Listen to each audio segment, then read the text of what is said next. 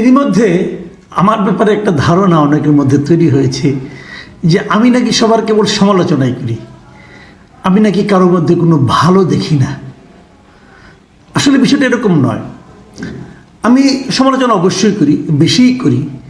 আমি যার মধ্যে ভুল দেখি সেটা হয়তো ভুল না, হয়তো সেটাই শুদ্ধ, কিন্তু আমার কাছে ভুল মনে হয় আমি তার সমালোচনা করি এবং সেই সমালোচনার আমি একটা জবাব আশা করি, অথবা আমি ধারণা করি যদি কারো ভুল হয়ে থাকে আমার সমালোচনা শুনে তিনি ঠিক হয়ে যাবেন। এরকম তো হতেই পারে, কিন্তু যিনি আজকে ভুল করেন উনি যে আগামীকালকে শুদ্ধ করবেন না তা তো নয়। আমার সঙ্গে তো কারো কোনো স্থায়ী শত্রুতা নেই। যদি আওয়ামী লীগ ভুল করে আওয়ামী লীগের সমালোচনা করি, যদি আমার কাছে ভুল মনে হয়, যদি বিএনপির কোনো কাজকে আমার ভালো মনে না হয় আমি তার সমালোচনা করি, আবার যদি জামাতে ইসলামের কোনো কাজকে ভালো মনে হয় আমি তার প্রশংসাও করি। তেমনি যারা সরকারে থাকেন তাদের উপর আমাদের প্রত্যাশাটা থেকে সবচেয়ে বেশি, কারণ তারা দেশটা চালাবেন বলে অঙ্গীকার করেছেন, তারা মানুষকে স্বস্তি দেবেন বলে অঙ্গীকার করেছেন। কাজেই তাদের মধ্যে যখন আমরা অঙ্গীকার ভঙ্গের প্রবণতা দেখি, অথবা তাদের মধ্যে যখন এক ধরনের নিস্পৃহ ভাব দেখি, তখন সমালোচনা করি। আবার সরকারের একটা ভুল করেছে বলে সরকার ভালো কিছু করবে না তাও তো নয়, ভালো কিছুও করে, প্রশংসা করি। আজ আমি প্রশংসা করতে বসেছি। কার প্রশংসা? এই সরকারের উপদেষ্টা মণ্ডলীর, যে ব্যক্তিটির বিষয়ে আমি সবচেয়ে বেশি সমালোচনা করেছি বলে আমাকে কেউ কেউ বলেছেন, তার প্রশংসা করতে বসেছি। সে কে? তিনি হলেন আমাদের একজন উপদেষ্টা, তরুণ উপদেষ্টা, বাট গুরুত্বপূর্ণ, মাহফুজ আলম। আমি আজকে তার প্রশংসা করতে বসেছি।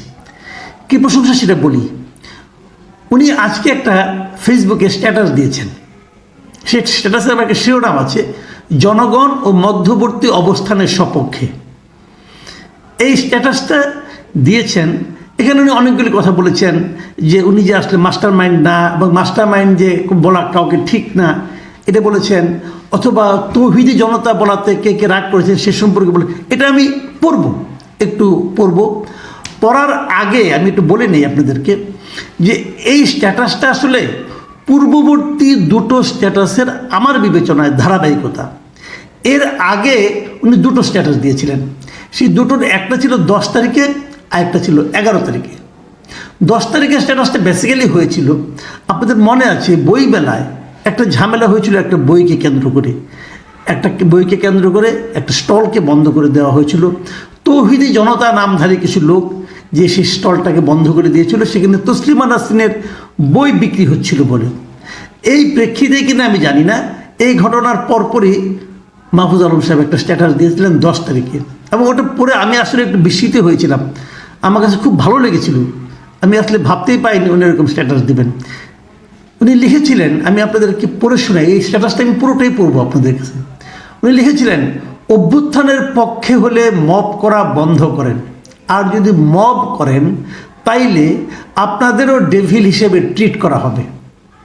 আজকের ঘটনার পর আর কোনো অনুরোধ করা হবে না, আপনাদের কাজ না আইন নিজের হাতে তুলে নেয়া। একদম স্পষ্ট কথা কিন্তু, যে আপনি যদি অভ্যুত্থানের পক্ষের লোক হন তাহলে এই মব এটা করতে যাবেন না, এটা করতে বন্ধ করতে বলছেন উনি। তারপর উনি আর কি লিখেছেন, কথিত আন্দোলন আর মবের মহড়া আমরা এখন থেকে শক্ত হাতে মোকাবেলা করব। রাষ্ট্রকে অকার্যকর এবং ব্যর্থ প্রমাণের চেষ্টা করা হলে এক বিন্দু ছাড় দেওয়া হবে না। এই লিখেছেন। আরও দুটো প্যারা আছে, ওটা না পড়লে চলবে, এখানে মূল বক্তব্যটা রয়ে গেছে। এই স্ট্যাটাসটা যারা এই মবের পক্ষের লোক, এরকম অনেকেই কিন্তু ভালোভাবে নেননি, এবং ভালোভাবে যে নেননি এই স্ট্যাটাসের নিচে যে কমেন্টগুলো আছে সেই কমেন্টগুলো পড়লে আপনারা বুঝতে পারবেন। আমি ওখান থেকে দুটো কমেন্ট আপনাদেরকে পড়ে শোনাচ্ছি। একটা লিখেছেন মিস্টার আবদুল্লাহ আল মাহমুদ, তিনি লিখেছেন, ভাই আপনি দায়িত্বশীল মানুষ, যারা আপনাদেরকে বিশেষভাবে আপনাকে ক্ষমতায় যাওয়ার রাস্তা করে দিয়েছে তাদেরকে প্রতিপক্ষ ভাববেন না। দায় ও দরদের সাথে চিন্তা করে দেখেন এইখানে সত্যিকার অর্থে উস্কানিদাতা কারা আর কারা শান্তি রক্ষার চেষ্টা করতেছে। তার মানে ওই আবদুল্লাহ আল মাহমুদ সাহেব বলতে চাচ্ছেন যে যারা এই মবটা করেছে তারাই নাকি ওনাকে মাহফুজ আলম সাহেবকে ক্ষমতায় যাওয়ার রাস্তা করে দিয়েছে, এই হলো ওনার দাবি। কাজেই এটা নিয়ে নাকি কে উস্কানি দিয়েছে তাকে নিয়ে চিন্তা করতে হবে। তো উস্কানি তো যে কেউ দিতেই পারে, উস্কানি দিলে আপনি উস্কিত হবেন কেন, আপনি উত্তেজিত হবেন কেন? এটা তো উত্তেজিত না হওয়াটা তো আপনার দায়িত্ব। এই ব্যাপারে মাহফুজ আলমের একটা বক্তব্য আছে, পরের দিকে আমি আপনাকে এটা পড়ে শোনাবো। আবার নাদিউজ্জামান রিজভী লিখেছেন ওনার স্ট্যাটাসের প্রেক্ষিতে যে দরদি নেতার ভাষা এমন হওয়া অনুচিত। আপনি ইনভেস্টিগেশন শেষে মন্তব্য করেন, আগেই মব বলে খারিজ করেন না এবং শব্দ চয়নে সংযত হইয়েন। আপনি জনতার প্রতিনিধি, খাদেম, মনিব নন। দেখেন ভাষা কিন্তু পাল্টে যাচ্ছে। মানে মাহফুজ আলম সাহেব যে কথাটা বলেছেন এর মধ্যে ভুল কি পেয়েছেন আপনারা আমি জানি না, আমি কিছু পাইনি। আমার কাছে খুবই দায়িত্বশীল একটা স্ট্যাটাস মনে হয়েছে, কিন্তু এটা এই ভদ্রলোকদের পছন্দ হয়নি, তারা ক্ষিপ্ত হয়ে গেছেন এবং তারা এটা নিয়ে নানা ধরনের কথা বলছেন। আচ্ছা, ঠিক তার পরের দিন 11 তারিখে 11 ফেব্রুয়ারি মাহফুজ আলম সাহেব আরেকটা স্ট্যাটাস দিয়েছেন। সেখানে উনি কী লিখেছেন? তৌহিদি জনতা নামে আপনারা যারা নিজেদের পরিচয় দেন তাদের আমি হুমকি দিইনি, সতর্ক করেছি। কেন করেছি? গত 15 বছর নিপীড়ন সহ্য করে এবং গণ অভ্যুত্থানে ভূমিকা রেখে সকল নাগরিকদের মতোই আপনারা একটি জাতীয় সম্ভাবনা হাজির করেছেন, কিন্তু মব সংস্কৃতির কারণে তা ভুলণ্ঠিত হচ্ছে। এক্ষেত্রে আপনাদেরকে এই সম্ভাবনা রক্ষা করতে হবে। খুব স্পষ্ট বক্তব্য, কিন্তু উনি মব সংস্কৃতির একদম বিরোধিতা করছেন এবং উনি আশঙ্কা প্রকাশ করেছেন এই মব সংস্কৃতির কারণে কিন্তু যে জিনিসটা আমরা অর্জন করেছি সেটা হয়তো ভুলণ্ঠিত হয়ে যেতে পারে। তারপর উনি বলেছেন আরেক জায়গায় যে আমি নিজে বিশ্বাসী মুসলিম হিসাবে তৌহিদবাদী, কিন্তু কেউ তৌহিদের নামে উগ্রতা দেখালে সেটার আসন্ন পরিণতি সম্পর্কে সাবধান করাও সহনাগরিক ও দায়িত্বশীল ব্যক্তি হিসাবে আমার কর্তব্য মনে করেছি। খুব স্পষ্ট বক্তব্য ওনার যে মব করলে তৌহিদের নামেই করেন আর যে নামেই করেন, যদি উগ্রতা দেখান আপনি, সেই ব্যাপারে তার পরিণতি যে খারাপ সেটার ব্যাপারে মানুষকে সতর্ক করা উনি ওনার দায়িত্ব মনে করেছেন। এবং আরেক জায়গায় উনি বলেছেন বাংলাদেশে এখন স্থিতিশীলতা দরকার। বিপ্লবী জনতা আর খণ্ড খণ্ড মব আলাদা জিনিস। লক্ষ্যহীন, উদ্দেশ্যবিহীন এসব মব সংস্কৃতির কারণে উপকৃত হচ্ছে আমাদের শত্রুরা।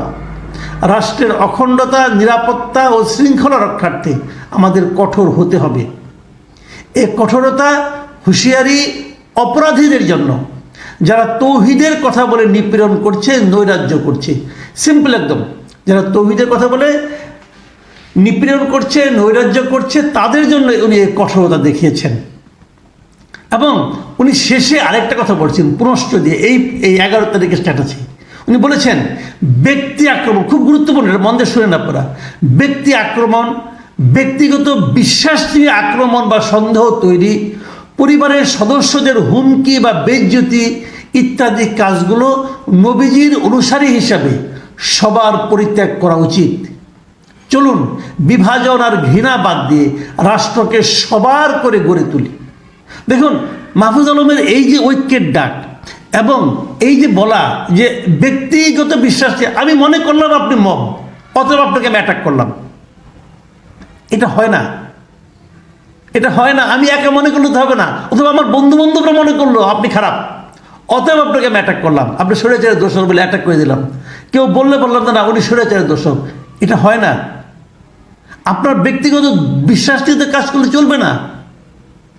এইগুলি উনি করতে না করছেন, বলেছেন যে এটা নবীজির অনুসারী হিসেবে আমাদের মধ্যে এই আচরণ এই থাকা ঠিক না। আমি এখন আপনাদেরকে শেষ আজকে যে এইটা উনি স্ট্যাটাসটা দিয়েছেন সেটা একটু পড়ে শোনাতে চাই। এখানে উনি আবার বলেছেন, এর অনেক কথাই আছে, উনি একদম পয়েন্ট পয়েন্ট করে বলেছেন, 1, 2, 3, 4 এরকম করে বলেছেন। আমি প্রথমে একটা মোটাই পড়তে চাই না, কারণ ওটা মাস্টার মাইন্ড বলছেন, ওনাকে মাস্টার মাইন্ড, এটা নিয়ে ওনার আপত্তি আছে। বলেছেন যে মাস্টার মাইন্ড নামক মিডিয়ার হাইপকে আমি শুরুতে প্রত্যাখ্যান করেছি। উনি বলেছেন যে আমি এককভাবে কোনো মাস্টার মাইন্ড ছিল না, সবাই মিলেমিশে করেছেন, এটা উনি বলেছেন। যাক, ওগুলি নিয়ে কথা না। আমি যে আচরণটা মবের যে ব্যাপারটা বলতেছি এবং তৌহিদি জনতা নিয়ে বলতেছি। 3 নম্বর পয়েন্ট উনি কী বলেছেন, যে আমার কোনো বক্তব্য হয়তো কারো মনে কষ্ট দিয়েছে, বিশেষ করে তৌহিদি জনতা বলাটা, আপনারা যারা আমার বক্তব্যের কারণে নারাজ নাখোশ হয়েছেন, আমি আপনাদের কাছে আন্তরিকভাবে দুঃখ প্রকাশ করছি। মানে তৌহিদি জনতা বলাতে অনেকে হয়তো দুঃখ পেয়েছেন, তাদের কাছে উনি দুঃখ প্রকাশ করেছেন। মানে একটু যেন দৃঢ়তা থেকে কমে আসলো, কিন্তু কোনো সমস্যা নেই। আমি ওনার এই অ্যাটিটিউডটাকে পছন্দ করেছি। কেন করেছি, ওনার পরের লাইনটা পড়লে আপনি বুঝতে পারবেন। উনি তারপরে লিখেছেন, এছাড়া গত কয়েক মাসে অন্য কোনো বক্তব্যে কেউ আঘাত পেলে বা সেটাকে বিভাজনমূলক ভাবলে সেক্ষেত্রেও আমি আমার বক্তব্য পুনর্বিবেচনার পক্ষে। এটাই হলো আমি মনে করি মানে সঠিক চিন্তা। উনি বলেছেন গত কয়েক মাসে আমি অনেক বক্তব্য দিয়েছি, সেটা যদি কারো মনে দুঃখ দিয়ে থাকে এবং সেটাকে যদি কেউ বিভাজনমূলক ভাবেন যে এটাতে যার মাধ্যমে জাতিকে বিভাজিত করা হচ্ছে, তাহলে উনি সেটাকে পুনর্বিবেচনা করার পক্ষে, মানে আবার নতুন করে চিন্তা করতে চান। এই যে জায়গাটা, এই যে ফ্লেক্সিবিলিটি, আমি এটাকে পছন্দ করি। আমি যেটাকে বললাম ঠিক ওইটাই ঠিক, এইভাবে স্থির হয়ে গো ধরার কোনো মানে হয় না। আমারও ভুল হতে পারে, আপনারও ভুল হতে পারে। আসলে আলোচনা করি, আমার সমালোচনা করুন, তাহলে আমারটা আমি শুধরাই দেব। আপনি সমালোচনা মেনে নিন অথবা সমালোচনা সহ্য করুন, আলোচনা করুন, হয়তো ঠিকটা বেরিয়ে আসবে।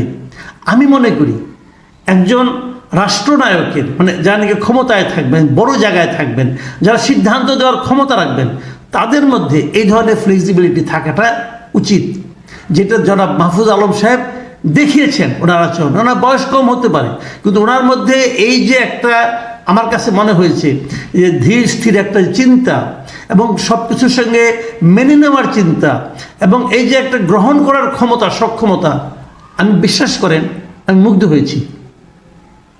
মাহফুজ আলমের অনেক সমালোচনা আমি করেছি। আমি যে সমালোচনাগুলো করেছি সেখানে তখন আমার কাছে মনে হয়েছিল ওনার এই আচরণটা পছন্দ আমার হয়, এখনও হয় না। ওই সমালোচনাগুলো কিন্তু আমি প্রত্যাহার করছি না, ওগুলো আমি করেছি। আবার এই যে আচরণ, এই আচরণে আমি প্রশংসা করতে বাধ্য হচ্ছি। আমি মনে করি যে একজন নেতা যিনি হবেন তার মধ্যে এই গুণাবলীটা থাকা খুব জরুরি। প্রিয় দর্শক, যারা ওনাকে সমালোচনা করছেন, ওনারা অনেক সমর্থকও যে এটা পছন্দ করেন নাই। এটাই হবে, এটাই হতে পারে।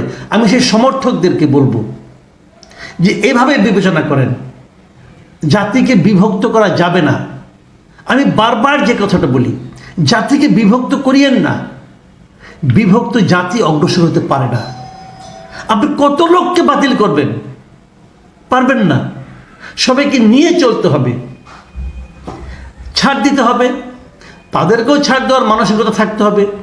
আর অপরাধীকে আমি গ্রহণ করতে বলি না, আবারও বলি অপরাধীকে গ্রহণ করেন না। অপরাধীর জন্য শাস্তি প্রাপ্য, শাস্তি হওয়ার পর দেখা যাবে কি করা যায়। কাজেই যারা অপরাধী নয় তাদেরকে একটা অচ্ছুত গোষ্ঠীর মধ্যে ফেলে দিয়ে তাদেরকে প্রত্যাখ্যান করেন না, তাদেরকে অবহেলা করেন না, এটা ভালো হবে না। জনাব মাহফুজ আলমকে আবার ধন্যবাদ জানাচ্ছি। পাশাপাশি সবার কাছ থেকে জাতিকে ঐক্যবদ্ধ করার একটা প্রচেষ্টা সর্বদা থাকুক, এই প্রত্যাশা করছি।